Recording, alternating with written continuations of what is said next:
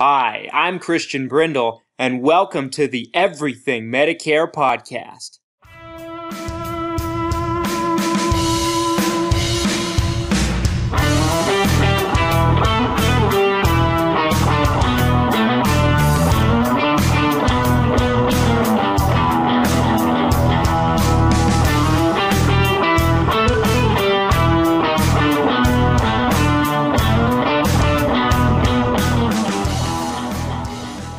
What's up, Everything Medicare Podcast Nation? Hey, this is Christian Brindle, wherever you are and however you might be listening to me today.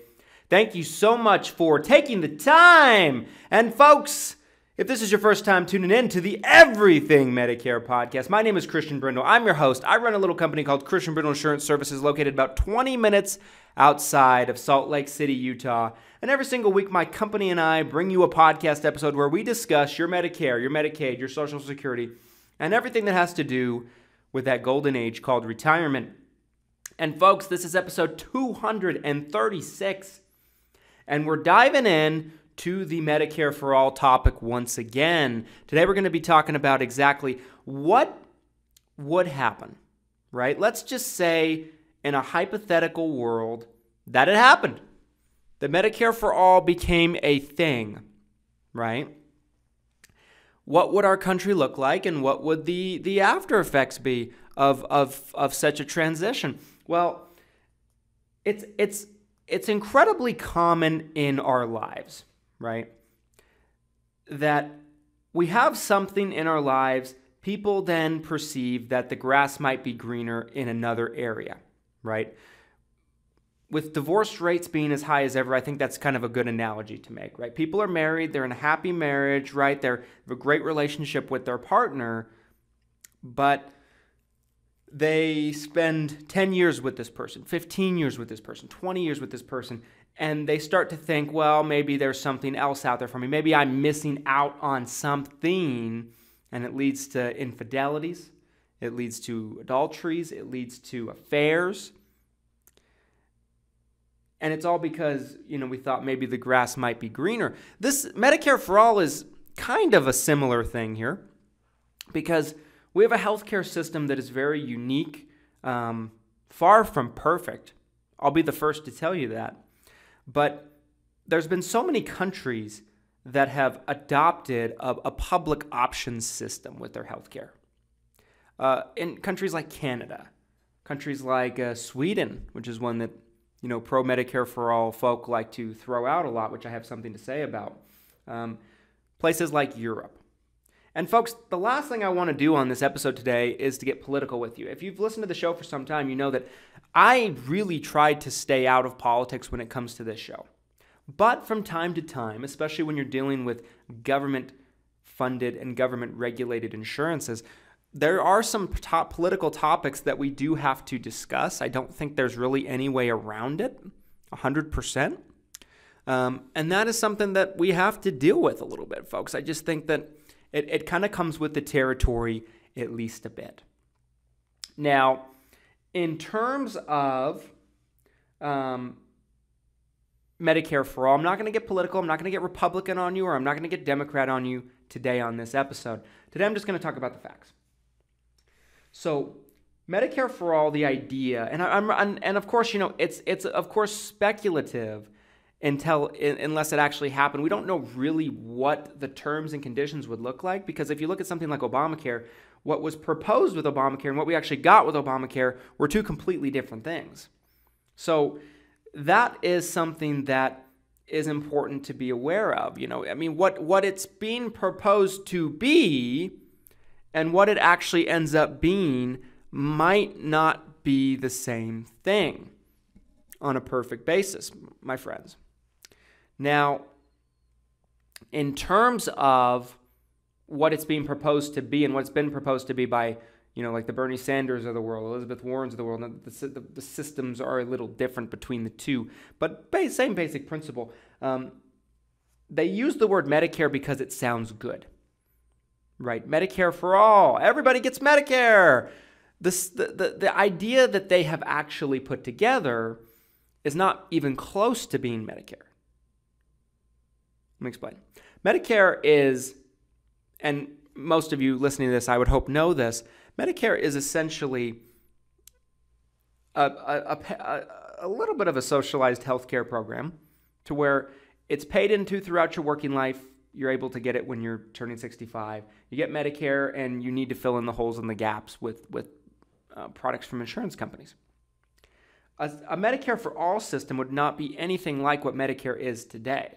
It's not that everyone would get Medicare Part A and B and all that stuff. It would turn into a single-payer system, right? Single-payer everything. It would abolish private insurance for the most part. It would abolish private hospitals, private doctors for the most part. Now, there's exceptions to this. People that are, pro-Medicare for all, they will make the argument that, it would just be a public option. People would still have the option of going to private hospitals and things like that. But let's be real. Most people would take free. That's just the way it is. Most people would take free. The quality of care we'd get from the private systems would be incredibly reduced because they just would their customer base would be slashed exponentially. And I'll get into that a little bit here. So essentially, the idea is to abolish private insurance companies, right? Put them completely under. Abolish private health care. That is really what the idea is. People that are proponents for Medicare for all also make the argument that there could be potential, supplemental insurance available and things like that. But in a system like this, let's be real, it would be minuscule. It would be a niche kind of thing. Insurance companies, a majority of them would go under and go out of business. So let's just take that for what it is without knowing 100% of what it would look like. Let's just take it, at face value and talk about what it is proposed to look like. So if we're looking at maybe just jobs, right? I found it kind of interesting. I went and polled seven of the biggest health insurance companies, especially specifically in the Medicare industry that we have. Seven of the biggest Medicare health insurance companies we have in America today. We have United Healthcare, United Health Group, Humana, Anthem, Cigna, Centene, which owns WellCare, CVS, which owns Aetna, but they are a much more diversified business than just Aetna, and Molina. And there's a multitude of different insurance companies, health insurance companies outside of these seven. But I wanted to just paint a picture to you about how much of a part of our economy these insurance companies have become, and also how many people are employed just from these seven companies alone. United Health Group, as of the time of recording this episode for you, has a market capitalization of $311.75 billion, and they are, for the most part, exclusively tied into the healthcare industry and the health insurance industry. Specifically, Medicare is their specialty. They do other types of health insurance as well, but Medicare is really where their bread is buttered. That would be eradicated. 325,000 people are said to be employed by the United Health Organization. 325,000 just with that company alone. Humana has a market capitalization of $48.64 billion with 47,200 people under their employment. Anthem, Blue Cross Blue Shield, 73.61 billion market capitalization, and 70,600 people estimated to be employed as of the time of this recording. The Cigna Corporation, 75.73 billion market capitalization, 73,700 estimated employees. Centene, 34.42 billion, 56,600 estimated employees. The CVS Corporation, 97.44 billion. Now the thing is with them, they are a hugely diversified business. So Aetna makes up just a chunk of what they do, right? They have their CVS pharmacies, their stores, everything that they do. I'm not going to include their employees into it because I think it's a little bit misleading because of that. Molina, 19.25 billion market capitalization with an estimated 10,000 employees. So between those seven insurance companies alone, folks, makes up 583,100 jobs, and that's taking CVS out of the equation. 583,100 jobs. It's estimated that in 2021, depending on your source, there's somewhere between 18 to 20 million people in our country, that are employed or have careers or jobs in the healthcare industry. So a Medicare for All system, and this is between, private insurance, hospital systems, clinics, doctors' offices, basically gone overnight. Imagine what that would do to our economy. I mean, I don't think that you can argue that that wouldn't dramatically impact our economy. Dramatically! Let's keep going. The budget estimated for Medicare for All, depending on your source, is somewhere between $30 to $60 trillion over the next 10 years. It's a lot of money, folks. Now, that being said, they spend a lot of money now on our healthcare system. They do, as is. And our healthcare system is far from perfect. I'll be the first to tell you that. But there's a multitude of reasons why I don't believe this is the answer. Not only on the impacts of our economy would it have. And I'm making this episode mainly just to tell you what it would look like. I'm really trying to keep my opinion out of it. But I do have a strong opinion on this, folks. If you listen to this show for some time, you know I'm not scared to share my opinion on things. That's what this show is about. My opinions. My viewpoint on what's going on in the Medicare industry. My viewpoint on what's best for you to consider when making your best options and choices and decisions when it comes to your Medicare health insurance. Health insurance in general. So this is what things would look like. Let's just say they did it. Let's say for some reason, hypothetically speaking, apples and apples, the costs were equal and they did it. Boom. Well, I talked about the impact on our overall economy, how many jobs would be lost. I mean, anytime you have essentially a $1 trillion industry just disappear overnight, that's got to have an impact on our economy, right? Some way, I would imagine, right? I'm not an economist, but it just makes sense to me personally. That many people out of work overnight, snapping your fingers, from the multitude of health insurance companies that exist out there, the multitude of private hospitals and clinics that would go out of business because of this. But, the argument for Medicare for All would be, well, it's worth it for the greater good. These people can find other jobs. Okay, fine. Let's address it. Is it really the greater good?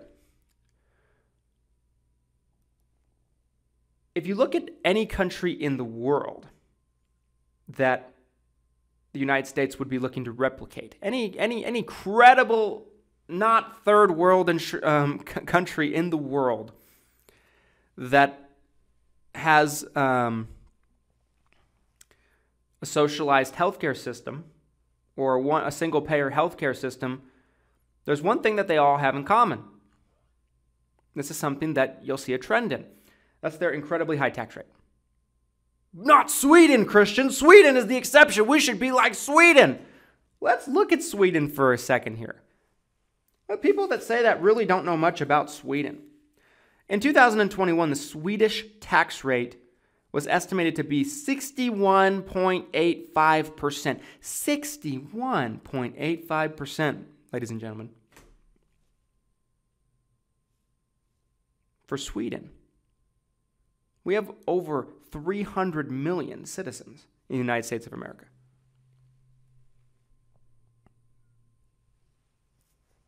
That means every time you make $1, you have to give the government 62 cents of it for a public health care option. But maybe it'd be worth it, right? Maybe it'd be worth it. Maybe it'd be worth it. I don't know about you, but I think the average person would end up paying more into extra taxes than they would be saving on their health insurance premiums. I don't think it takes a scientist or a mathematician to figure that one out. But maybe it's for the greater good. Maybe it's better quality. Maybe it's this. Maybe it's that. Let's identify and let's put under a magnifying glass for just a second here other areas that the government runs in our country. Think about it just for a second. Think about things that are completely ran and operated by our government. Completely. That you have to deal with on a day-to-day basis. Some that come to mind are the VA hospitals. Depending on who you are, depending on which city you might live in, some people don't mind their VA hospital. Some people say they're pretty good. But a lot of people say that it is the bottom feeder of healthcare in terms of the quality you're actually getting. It's not always the greatest quality. They ran a poll in 2020 of veterans, and I'm not sure how big the poll was, so take it with a grain of salt, but they ran a poll, and they randomly, did this poll. If everything was equal, let's say, if it was the same cost for a veteran to go to the VA hospital or to go to a private hospital, 78.5% of them said that they would rather go to the private hospital because they deemed it was better quality of coverage. 78.5%. Would Medicare for All not be just a nationalized VA hospital system? Isn't that what we'd be getting?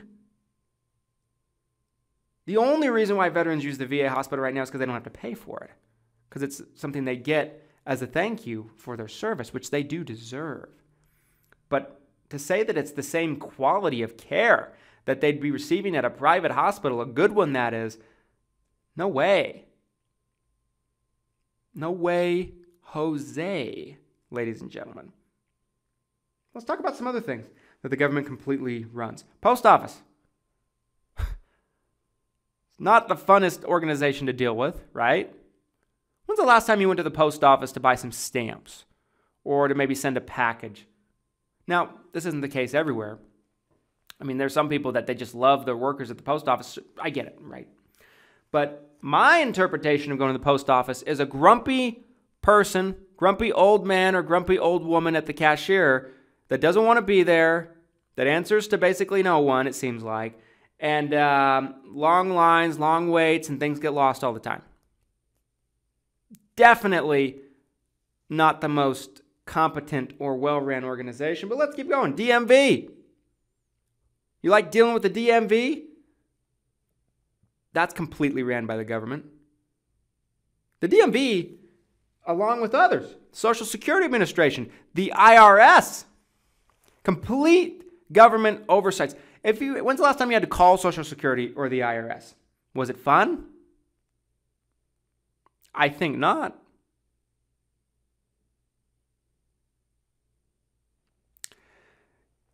It's because they're completely ran by the government. I did an interview a couple of years ago with a person that's become a good friend of mine, Joanna Wyckoff.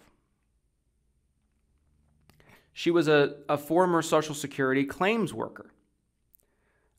Worked for Social Security for a number of years. She knows the insides and out of the organization better than any person that I've ever met. Better than any person I've ever come in contact with.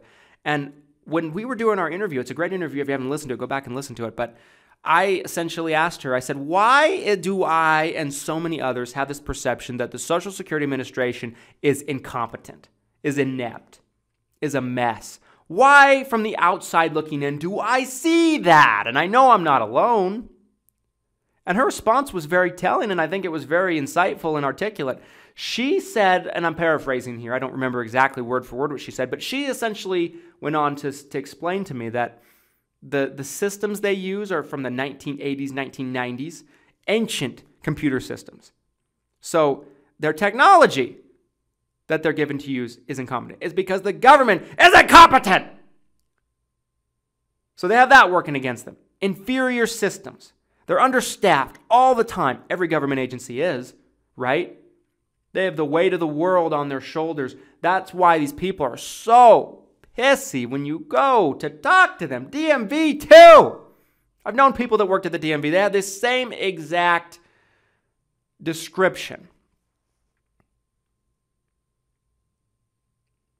And they're not all trained 100% on what they need to know. There's some people that work in Social Security for multiple years that don't know the right answer to everything. Have you ever noticed if you've ever had to contact Social Security for multiple different things, or maybe you have to contact them several times for the same thing to follow up on an issue, there's a lot of times where you'll talk to somebody on Monday, they'll give you an answer to how something works. You'll call back on Wednesday and get a completely different person with a completely different answer that counteracts the information you got on Monday, and you don't know who to believe. There's our government. There's our government in the works.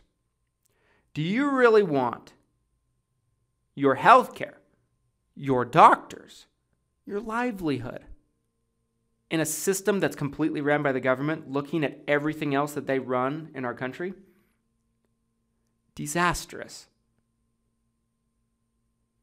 People always ask me, they're like, well, Christian, you're not for socialized medicine, and I'm not. I think it's pretty obvious. I don't think it would be good for our country.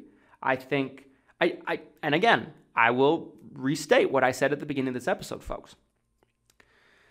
And I've talked about this on previous episodes too, so some of you might be sick of hearing me talk about it, but I thought it'd be interesting to just go into an episode where we completely dissected what would happen and what our country would look like.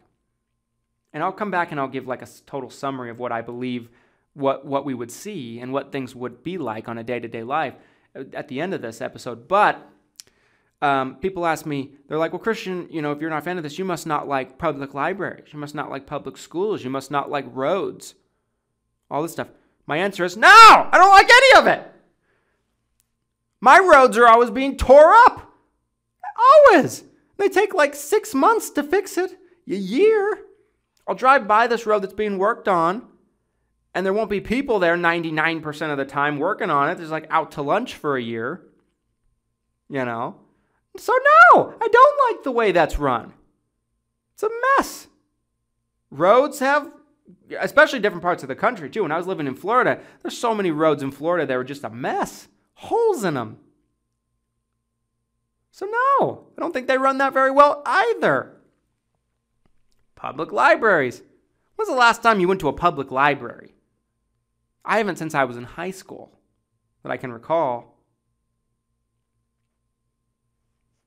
I don't care about public libraries.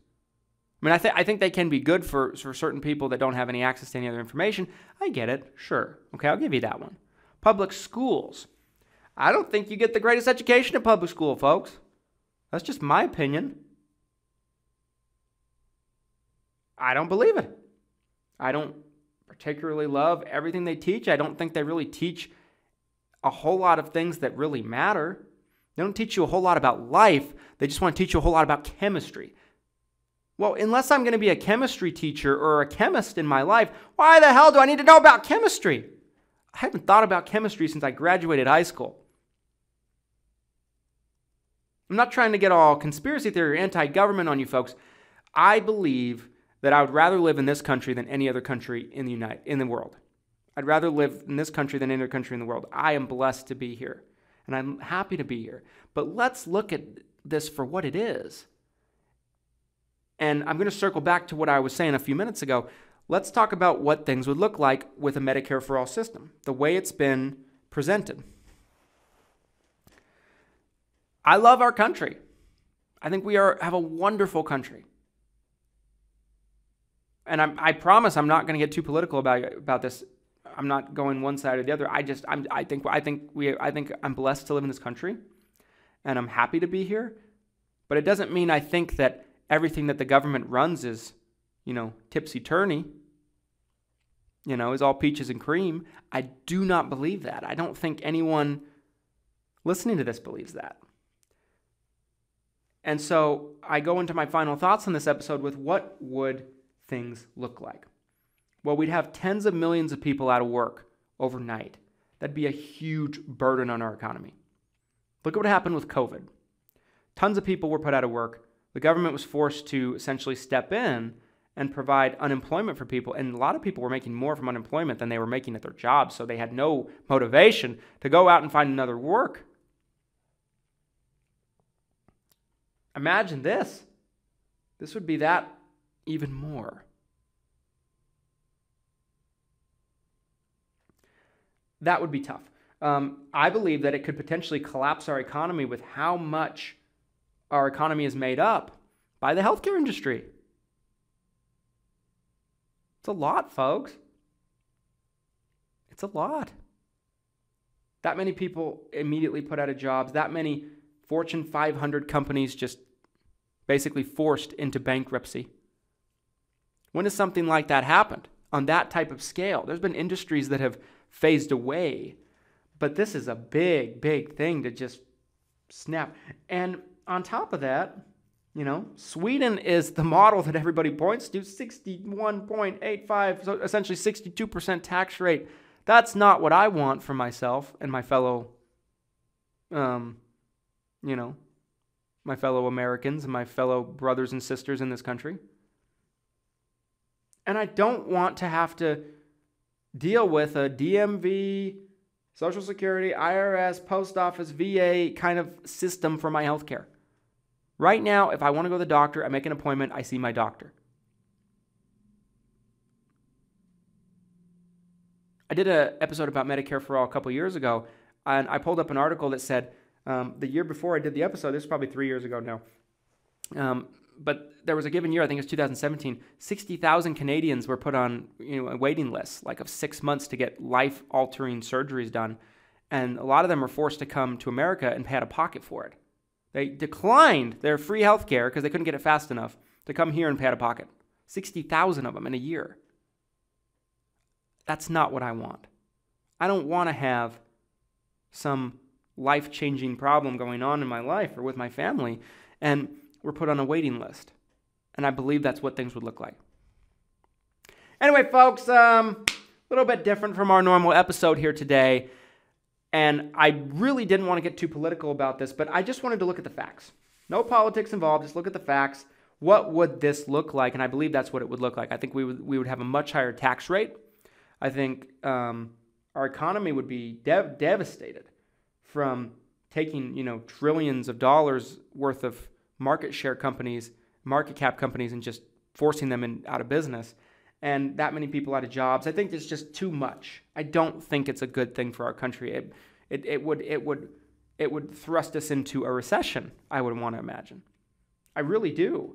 And I don't believe that the quality of care we would get would go up either. I think we'd pay more for it overall as a country. I think we'd pay more for it in terms of taxes. People don't consider taxes. They're like, I don't have to pay the bill every month. It just comes out of my paycheck automatically. So I don't think about it. But if it comes out of your paycheck automatically, whether you see it or don't see it, you're still paying it. So by default, you'd probably pay more for this. And I just don't think it'd be a good thing overall. Is our system as currently constructed perfect? Absolutely not. Is there some adjustments we need to make?